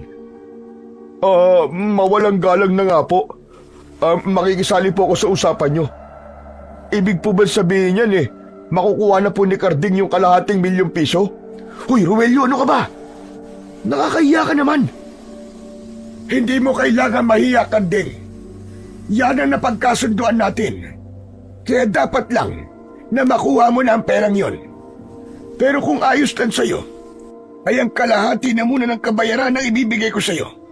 Pero kapag tuluyan ang gumaling si Elizabeth, ay saka ko ibibigay ang kabuuan. Wala pong problema doon, Mang Silvano. Okay na okay lang po sa akin. Pero bukas ko pa maibibigay sa iyo ang kalahati dahil kailangan ko pang mag-withdraw sa bangko. Huwag kang mag-alala dahil meron akong isang salita. Isa pa, alam mo naman kung saan ako nakatira. Kung hindi ako tumupad sa usapan natin, ay pwede mo akong puntahan dito. Pero sigurado ako na hindi mo na yung kailangan gawin dahil marunong akong tumupad sa aking ipinangako. May tiwala po ako sa inyo, Mang Silvano. Matapos ang lahat, ay nagpaalam na kami kay Mang Silvano. Ihahatid pa sana niya kami, pero tumanggi na ako at sinabi ko na bantayan na lang niya ang kanyang asawa. Maya-maya pa, ay naglakad na kami ni Rogelio papunta sa sakayan ng tricycle. Pare, talaga nagtiwala ka dun sa Silvano na yon? Baka mamaya hindi niya ibigay sa iyo yung pera bukas. Ano ka ba, Rogelio? May tiwala ako sa kanya. Mukha namang maayos siyang kausap Sa kung hindi siya tutupad sa napag-usapan natin, aba, Diyos nang bahala sa kanya. Pero sana naman, totoong magbabayad siya para makabayad na rin kayo sa kailangan niyong bayaran sa bangko. Sana nga, pare. Sana nga. Nang sandaling yon, ay kakaibang kasiyahan ang aking naramdaman. Bukod kasi sa hindi na namin po problemahin ang pambayad sa bangko, ay masaya ko na natulungan ko si Mang Silvano at ang kanyang asawa. Isa talaga yon sa gusto ko sa pagiging isang albularyo, yung nagagawa kong pagalingin ang mga taong may sakit. Lalong-lalo na ay yung mga taong nawawalan na ng pag-asa. Nagagaling pa sila. Pagka-uwi ko sa bahay, ay agad kong ikinuwento kay Rowena ang lahat ng nangyari. Maging siya ay natuwa rin nang malaman niya na nagawa kong pagalingin ang asawa ni Mang Silvano at nagawa kong alisin ang kulam. Alam mo, sa totoo lang, hindi talaga ako nagduda na mapapagaling mo siya. Kasi alam ko naman ang kakayahan mo. Sa tagal mo ng albularyo, parang wala pang nagpagamot sa'yo na hindi mo napagaling. Pero alam mo, mahal, sa totoo lang, nahirapan talaga ako sa asawa ni Mang Silvano. Naramdaman ko kasi talagang malakas yung mangkukulam. Aba, kahit ako, hindi ako makapaniwala na natalo ko siya. Yung pera, mahal ko, nakuha mo na ba? Hindi pa Ang sabi kasi sa akin ni Mang Silvano, kailangan pa niyang magpunta sa bangko para mag-withdraw. Bukas pa siya pupunta rito para ibigay yung kalahati ng bayad niya. Ha? Kalahati? Bakit kalahati lang? Paunang bayad pa lang kasi yun. Pero kapag tuluyan ng gumaling ang asawa niya, ibibigay niya kagad yung kulang. Ayos lang naman yun Kasi kailangan pa rin bantayan ng asawa ni Mang Silvano ng ilang araw. Kapag wala na nangyaring masama sa kanya at wala nang senyalis na kinukulam siya, ibig sabihin nun, buo na nating makukuha ang kalahating milyon.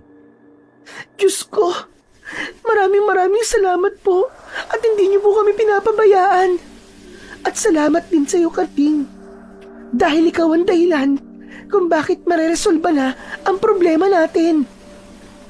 Hindi ba sabi ko naman sa'yo, ay huwag tayong mawalan ng tiwala sa nasa itaas. Tignan mo, yung akala natin na wala ng solusyon sa problema nating to, pero bigla na lamang dumating sa buhay natin si Mang Silvano. Diba? Kumikilos talaga ang Diyos sa hindi natin inaasahang paraan. Di naman ako nawala ng tiwala sa Panginoong Diyos Talagang grabe lang kasi yung pagkakabigla ko noong unang beses kong nalaman na nakasangla pala itong lupa natin. Naiintindihan naman kita, mahal ko. Pero wala na tayong dapat na ipag-alala ngayon kasi wala na, tapos na ang problema natin. Solve na. At kapag nakabayad na tayo sa bangko, babalik na ulit sa normal ang buhay natin. Tapos may matitira pa sa pera natin. Kaya sigurado ako na marami na ang matutuwa sa mga kapitbahay natin kapag sinabi ko sa kanilang hindi na ulit ako maniningil sa panggagamot ko. Masaya kaming nagyakap ni Rowena. Nang sandaling yon, ay nakikita ko nang magiging maayos na ang lahat simula bukas. Labis akong nagpasalamat sa Diyos dahil hindi niya kami pinabayaan. At syempre, nagpasalamat din ako sa aking asawa dahil hindi niya ako sinukuan. Kinabukasan ay hindi muna kami umalis ni Rowena sa aming bahay. Magkasama naming hinintay ang pagdating ni Mang Silvano. Pagsapit ng tanghali ay dumating si Rogelio at sinamahan na rin niya kami sa paghihintay. Ramdam ko na napakasaya ni Rogelio para sa amin ni Rowena. Ngunit nang sumapit na ang hapon at wala pa rin si Mang Silvano, ay doon na ako nagsimulang kabahan. Kung ano-ano na ang pumapasok sa isipan ko, gaya na lamang na baka niloko kami ni Mang Silvano. Hanggang sa tuluyan ng dumilim, pero wala pa rin ang aming hinihintay. Mukhang di na darating si Mang Silvano Gabi na Imposibleng pumunta pa siya rito sa inyo ng ganitong oras. Karding, hindi kaya naloko na tayo? Baka tinakbuhan na tayo ni Mang Silvano? Hindi ko alam Pero wag naman sana. Kailangan natin ng perang yun Saka hindi biro ang ginawa ko para mapagaling ang kanyang asawa. Ano kaya kung punta natin siya ngayon sa bahay niya? Malay mo, nandun siya. Bukas ng umaga na lang siguro. Pero ang iniisip ko nga, baka may nangyaring hindi inaasahan Kaya hindi siya nakapunta rito ngayon. Sana nga'y tama ka, Karding. Bigla tuloy akong kinabahan. Natigilan kaming tatlo nang bigla naming narinig ang malakas at tila galit na pagtawag ni Mang Silvano sa pangalan ko mula sa labas ng bahay. Nagkatinginan kami at nagmamadali kaming lumabas. Napahinto ako dahil bigla akong kinabahan nang makita ko na nanlilisik ang mga mata ni Mang Silvano habang nakatingin sa akin.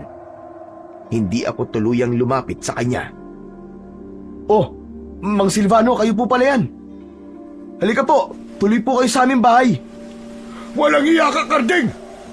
Anong ginawa mo sa asawa ko? Ano po sinasabi niyo? Pinatay mo si Elizabeth!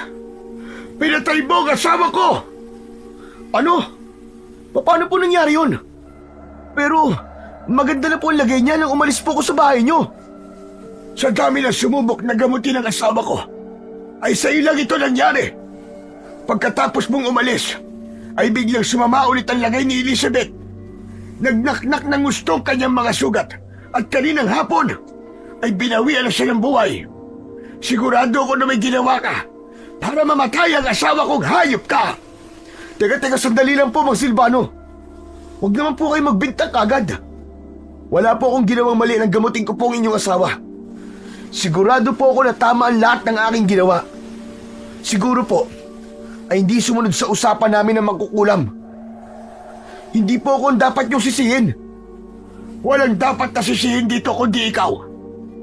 Namatay siya dahil sa kung anong ginawa mo sa kanya, hayop ka.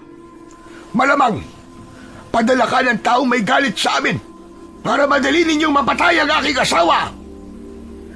Huminahon po muna kayo. Paano magiging kasabot po ako ng taong may galit sa inyo? Kayo po lumapit sa akin para gamutin ko po ang asawa nyo. Alam ko nasasabi nyo lang po lahat ng yan dahil namatayan po kayo. Pero hayaan nyo po munang maging malinaw ang inyong pag-iisip. Ito ang tandaan mo.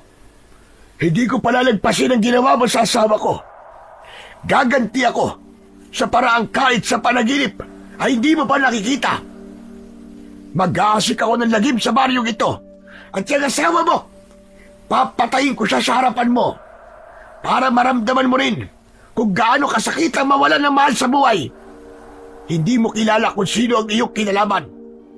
Para sa iyong kaalaman, isa kong aswang at wala na akong pakialam kung malaman niyo ang aking sikreto dahil wala na akong kinatatakutan ngayon. Kinuha mo ang buhay ng aking asawa, Kardeng.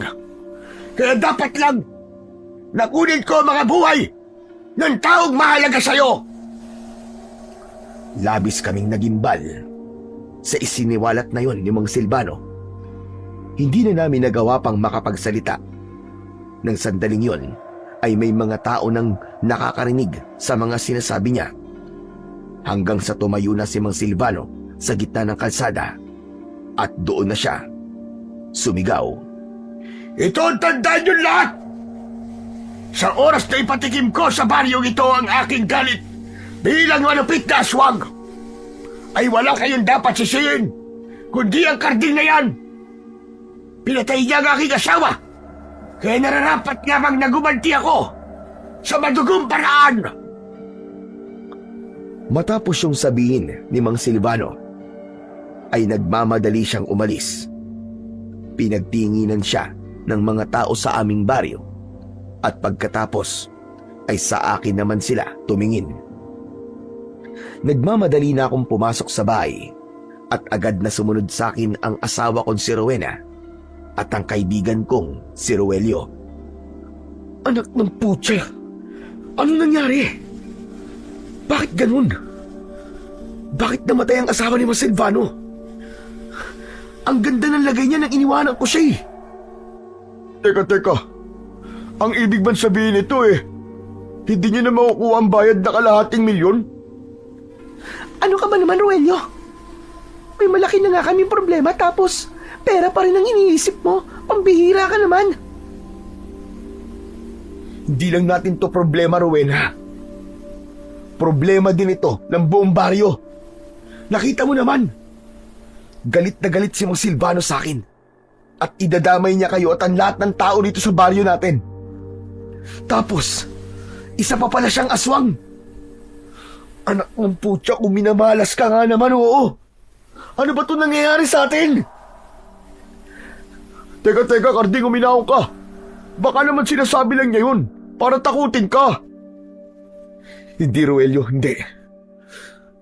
Nararamdaman ko seryoso talaga siya. Ngayon ko lang din napagtanto kung bakit sinabi sa akin ni Mang Silvano na maraming taong galit sa kanila ng kanyang asawa. Siguro, ang mga taong yun ay ang alam na aswang silang mag-asawa. Kinulam ang asawa niya bilang paghihiganti ng mga taong yun. Yun ang naiisip ko. Pero Karding, ano nang gagawin natin ngayon?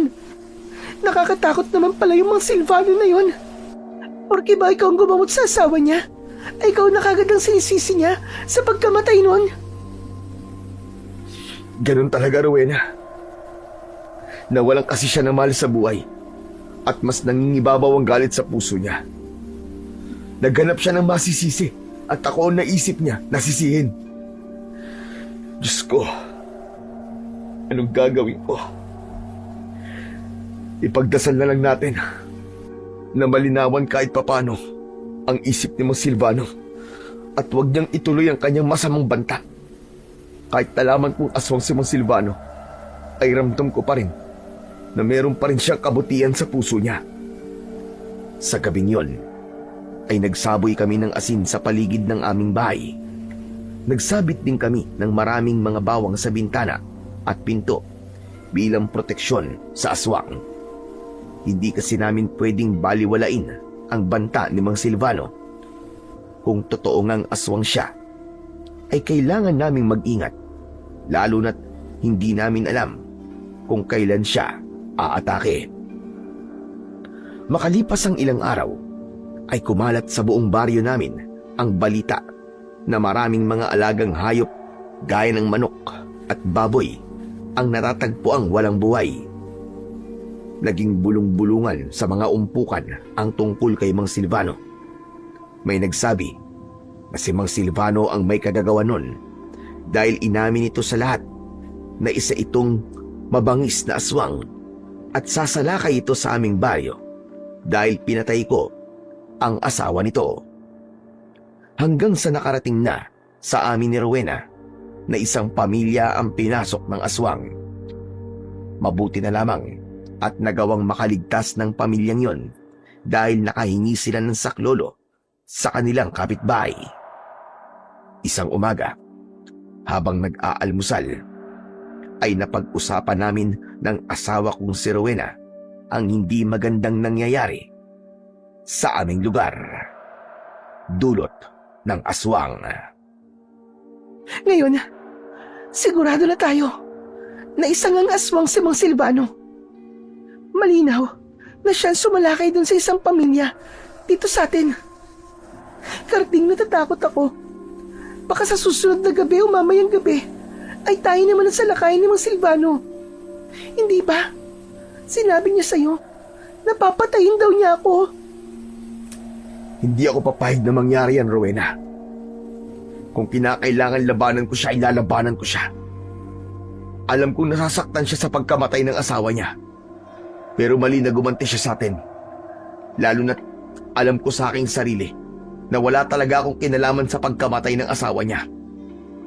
Kung gagawin niya ang binabalak niya sa'yo, dadaan muna siya sa ibabaw ng aking bangkay. Pero aswang siya. Wala ka namang alam sa pakikipaglaban sa ganung nilalang eh. Kahit wala akong alam sa pakikipaglaban sa aswang, Rowena, ay poprotektahan pa rin kita sa abot na makakaya ko. Pero wag nating kakalimutang magdasal. Sana wag nang umabot sa ganon ang galit ni Mang Silvano para hindi na dumanak pa ang dugo. Sa gitna ng pag-uusap namin ni Rowena ay nagtaka kami dahil sa pagsigaw ng mga tao sa labas ng aming bahay. Galit na galit nilang tinatawag ang pangalan ko dahil pakiramdam ko na hindi sila aalis hanggat hindi nila ako nakakausap. Ay binuksan ko na ang pinto. Sumalubong sa akin ang maraming tao. Lahat sila ay galit na galit. Sabay-sabay silang sumisigaw. May iba pang minumura ko, ngunit iisa lang ang nais nilang iparating sa akin. Ako ang sinisisi nila sa pagsalakay ng aswang sa aming baryo. Sinasabi nila na kung hindi ko pinatay ang asawa ng aswang na si Mang Silvano, ay hindi magagalit sa akin ang lalaki at hindi ito sasalakay sa baryo namin. Tumigil kayo mga kababaryo! Tumigil kayo sa mga sinasabi nyo! Ano ba kayo? Wala kayong alam! Nagbabase lang kayo sa narinig nyo kay Mang Silvano, pero wala kayong alam sa totoong nangyari! Rowena, hayaan mong ako ang magpaliwanag sa kanila. Dito ka lang sa likod ko. Muli akong humarap sa mga tao. Hindi pa rin sila kumakalma at patuloy pa rin sila sa pagsigaw. Pero kahit sumisigaw sila, ay nagsalita pa rin ako. Nilakasan ko ng gusto ang boses ko upang mangibabaw yon sa sigawan ng mga tao. Sandali! Sandali mga kasama! Sandali lang! Makinig muna kayo sa akin! Sandali lang! Naiintindihan ko ang galit niyo sa akin, mga kasama. Pero sana naman ay makinig at magtiwala kayo sa sasabihin ko. Hindi ko pinatay ang asawa ni Mang Silvano. Kilala niyo ako at hindi ko kayang pumatay. Kinukulam ang asawa ni Mang Silvano at ginamot ko siya. Inakala ko na napagaling ko na siya. Pero mukhang sinamantala ng kumukulam sa asawa ni Mang Silvano nung umalis ako sa bahay nila. At doon niya na pinatay ang asawa ni Mang Silvano. Pero mga kasama, huwag kayong mag-alala. Kung iniisip nyo na ako ang punot dulo ng problemang ito, ay ako na ang gagawa ng solusyon. Nangangako ako sa inyong lahat na sa sandaling sumalakay dito si Mang Silvano, ay ako ang haharap sa kanya. Ako ang makikipaglaban sa kanya. Sana naman, sa pagkakataong ito, ay magtiwala ulit kayo sa akin. Alam ko na marami sa inyo ang diskumpiyado sa akin. At meron ding ibang galit sa akin. Dahil naniningil ako sa mga nagpapagamot sa akin. Kung alam niyo lang po, kung gaano kasakit sa akin ang gawin yon. Pero wala po akong ibang mapagpipilian eh. Kailangan po namin kumita ng pera ng asawa ko. Dahil kung hindi, ay makukuha na po ng bangko ang aming lupa. Alam niyo po kung gaano ko kamahal ang baryong to. Hindi ko po kayang umalis dito kung sakaling mawalan kami ng tirahan. Hindi ko kayo kayang iwanan. Dahil alam ko po na marami sa inyo ang umaasa sa panggagamot ko. Kaya kahit sana naman sa pagkakataon lang po na to, magtiwala po kayo sa akin. Nakikiusap po ako sa inyo. Himalang biglang tumahimik ang lahat matapos kong magsalita. Nangilid ang luha ko at niyakap ako ni Rowena. Wala akong ideya kung pinaniwalaan ba ng mga tao ang sinabi ko. Pero basta na lang silang umalis. Nang kami na lang ni Rowena ang naroon, ay doon ko na pinakawalan ang aking luha. Ipinagmamalaki kita, asawa ko. Napakatapang mo para sabihin ang mga yun sa harap ng mga tao. Kahit paano ay gumaan ang aking pakiramdam dahil nailabas ko ang lahat ng sama ng loob ko. Napakatagal ko kasing nanahimik sa totoong dahilan kung bakit kinailangan kong maningil sa aking panggagamot. Hinayaan kong pag-usapan kami ng mga tao at maging masama ang tingin nila sa akin. Pero tao lang din ako. Napupuno din ako. Umasa na lang ako na hindi masasayang ang mga sinabi ko kanina at sana ay maunawaan na ako ng mga tao sa aming lugar. Kinagabihan, bago kami matulog ni Rowena, ay nagdasal muna kami ng taimtim. Ipinagdasal namin sa Panginoong Diyos na sana ay tumigil na si Mang Silvano sa pagsalakay sa aming baryo. Nang nakahiga na kami, ay parehas kaming nakatitig sa kawalan. Hindi ko alam kung anong tumatakbo sa isip ng asawa ko, pero ako ay nakikiramdam sa paligid. Simula kasi ng pagbantaan ni Mang Silvano ang buhay namin, ay hindi na ako nagkakatulog sa gabi. Pakiramdam ko, anumang sandali, ay bigla na lamang siyang sasalakay sa amin.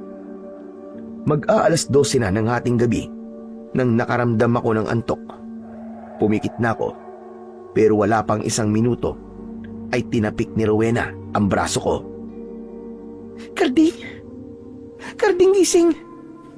May naririnig ako naglalakad sa labas ng bahay natin. Ha? Sandali, titignan ko kung sino yun. Lalabas lang ako. Ano ka ba? Huwag na! Dito ka na lang. Ano? Kung si Mang Silvano yun? Kung si Silvano yun, di mas maganda. Para matapos na to, Rowena.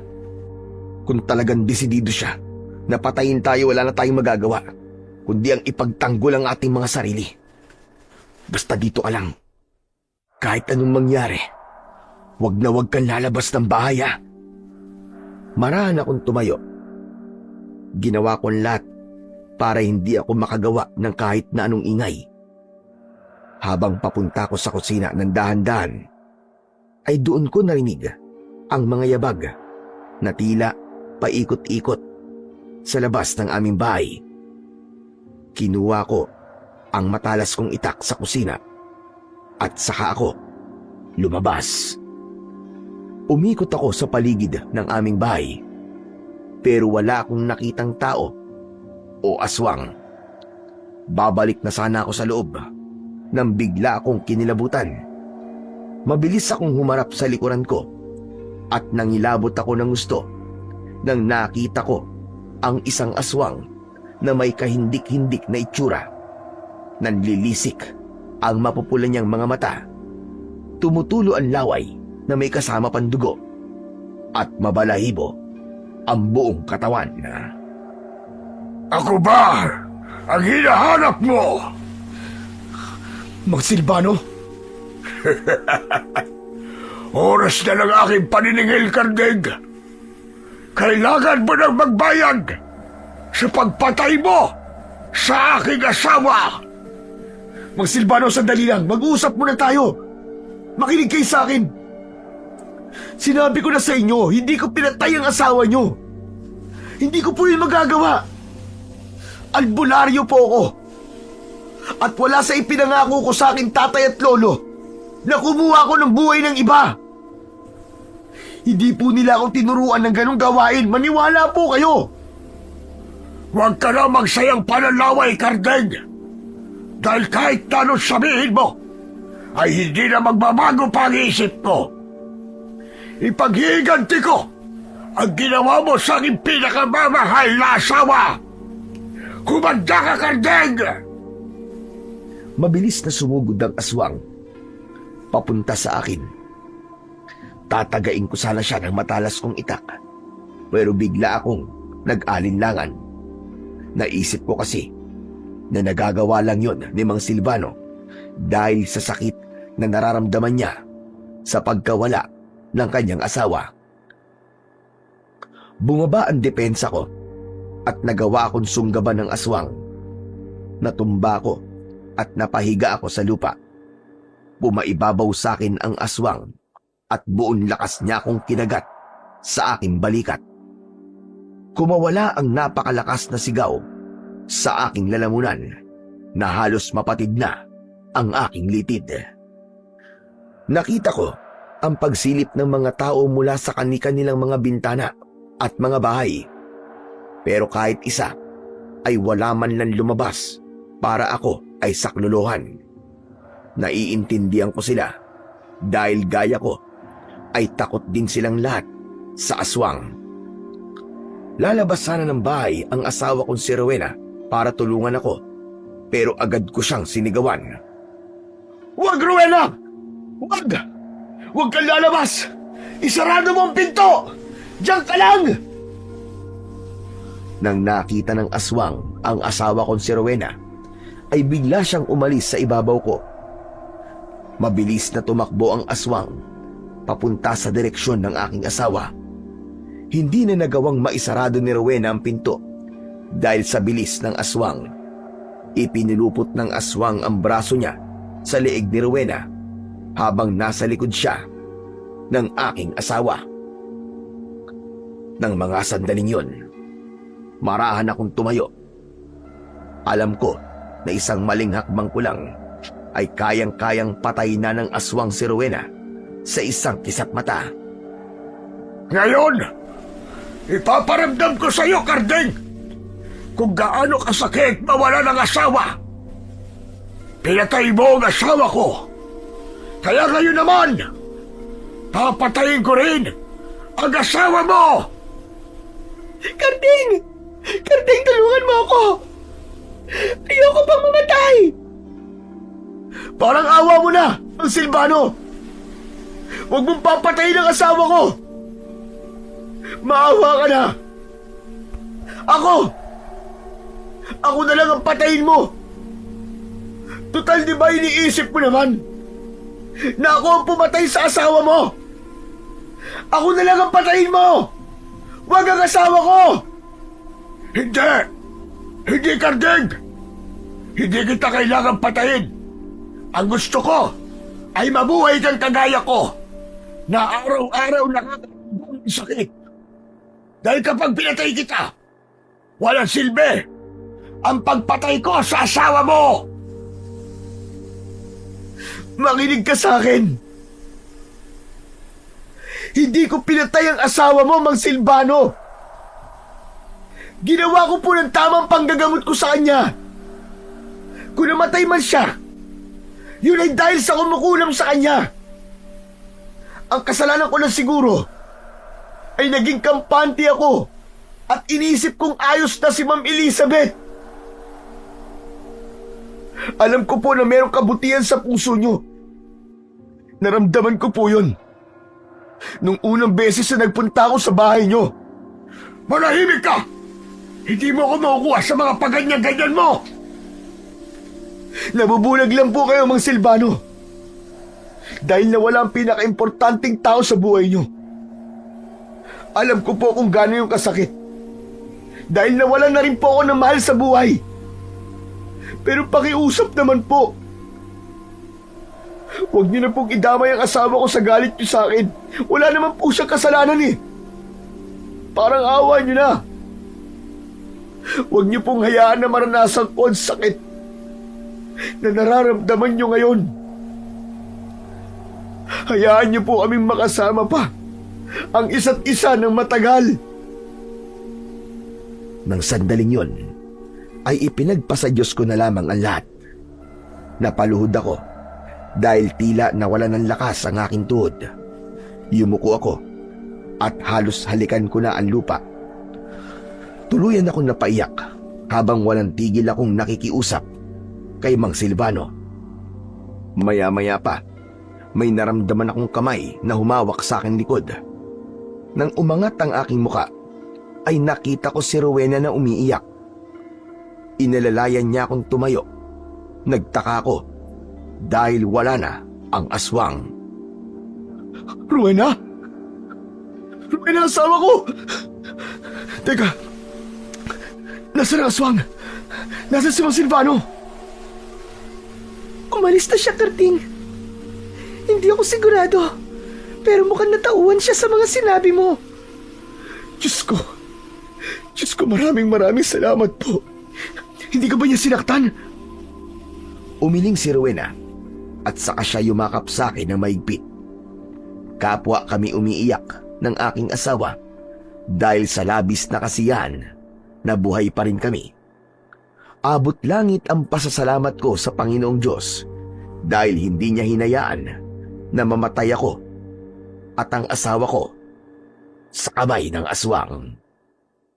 Naniwala ako na may nasabi ako na tumagos sa puso ni Mang Silvano at doon ko napatunayan na may kabutihan pa rin sa puso niya kahit isa siyang aswang. Simula noon ay hindi na kailanman bumalik pa si Mang Silvano para sumalakay o manggulo sa lugar namin at sa buhay naming mag-asawa. Hanggang isang umaga ay may nakita kaming bag sa labas ng aming pinto. Nang buksan ko yun, ay may laman yung ₱250,000 at isang sulat mula kay Mang Silvano. Humingi siya ng tawad at malinaw niyang sinabi na napagtanto niyang wala akong kasalanan sa pagkamatay ng asawa niya.